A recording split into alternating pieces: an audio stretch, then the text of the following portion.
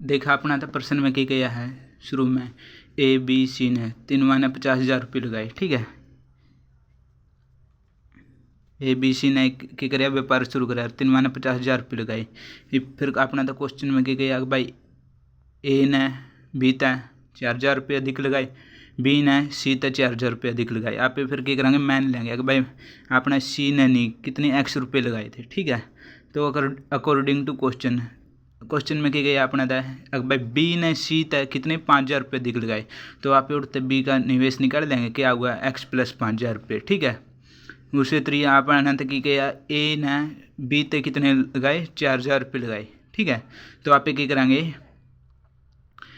ए का निवेश निकाल देंगे। ठीक है, ए का निवेश को कर निकालेंगे, जो बी का निवेश था नहीं, बी का निवेश कितना था एक्स प्लस 5,000 रुपये था, आप उसमें क्या करेंगे 4,000 रुपये ऐड कर देंगे, तो ए का निवेश कितना हो जाएगा एक्स प्लस 9,000 रुपये। ठीक है, ये तो अपन ए बी सी का निवेश पता चल गया। अब देखो आगे देखो क्वेश्चन के अपने ए बी सी का निवेश पता चल गया। ठीक है, भाई ए बी सी ने कितने लगाए, और अपना तो क्वेश्चन में क्या रखा था जो ए बी सी ने टोटल 50,000 रुपये लगाए, तो ए प्लस बी प्लस सी किसका बराबर हो गया 50,000 का। यहाँ पे ए बी सी का निवेश है नहीं यूरो टेक देंगे, ए का निवेश कितना था एक्स प्लस 9,000 रुपये, बी का निवेश कितना था एक्स प्लस 5,000 रुपये, और सी का निवेश एक्स। ठीक है, किसका बराबर हो गया 50,000 का है।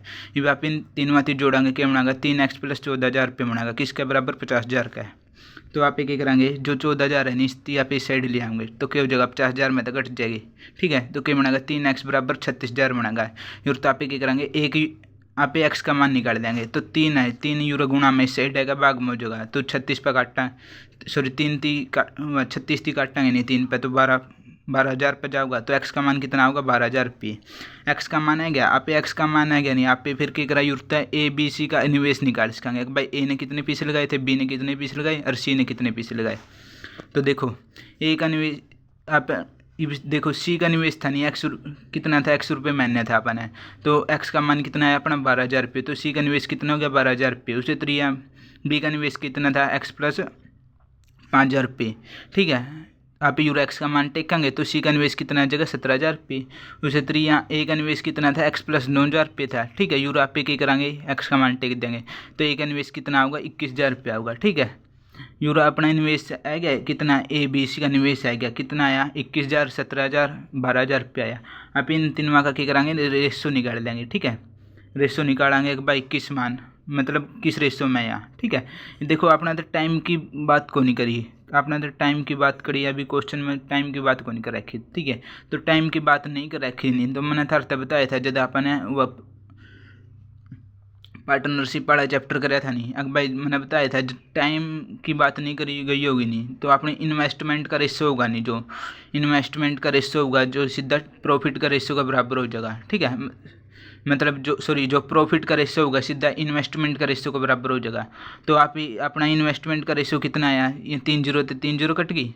इन्वेस्टमेंट का रेशो कितना आया यूरा ए का 21 बी का 17 और सी का 12, 21 12 17 आया ए बी सी का रेशो। ठीक है, इन्वेस्टमेंट का।